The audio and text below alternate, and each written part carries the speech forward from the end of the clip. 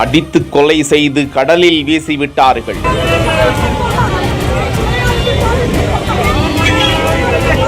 அழுது புரண்டு கொலையாளிகளை பிடிக்க நடவடிக்கை எடுக்க வேண்டும் என குமுறும் உறவினர்கள். கடலுக்கு போனானே என் சின்ன சட்டை தான் போட்டான், போக்கா அப்படின்னு சொல்லிட்டு போனானே, போனவே வரலையே, திரும்பி வரலையே.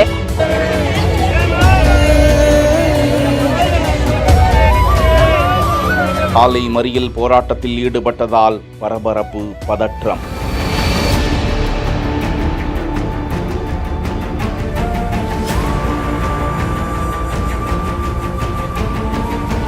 ராமநாதபுரம் மாவட்டம் காட்டூர் அணி பகுதியை சேர்ந்த மீனவர் சிலம்பரசன் கன்னிராஜபுரம் கடற்கரையிலிருந்து கடலுக்குள் மீன்பிடிக்க சென்றபோது அவரை மர்ம நபர்கள் அடித்து கொலை செய்து கடலில் தூக்கி வீசிவிட்டதாக புகார் எழுந்திருக்கிறது. அவருடைய உடல் மீட்கப்பட்டு ராமநாதபுரம் அரசு மருத்துவக் கல்லூரி மருத்துவமனையில் பிரேத பரிசோதனைக்காக வைக்கப்பட்டிருக்கிறது. இந்நிலையில் மீனவர் சிலம்பரசனின் படுகொலைக்கு காரணமானவர்கள் மீது நடவடிக்கை எடுக்க கோரி உறவினர்கள், கன்னிராஜபுரம் கிராமத்தை சேர்ந்தவர்களும் மற்றும் அதிமுக மாவட்ட செயலாளர் உள்ளிட்ட கட்சியினரும் ராமநாதபுரம் அரசு மருத்துவக் கல்லூரி மருத்துவமனை முன்பாக சாலை மறியல் போராட்டத்தில் ஈடுபட்டு கோஷங்களை எழுப்பினர். கடத்தி கொண்டு போய் பொண்ணு வடகரையில கொண்டு போய் போட்டாங்க. எங்களுக்கு திங்கக்கிழமை தான் அந்த நியூஸே தெரியும், இவன் இழந்த நியூஸ் தெரியாது.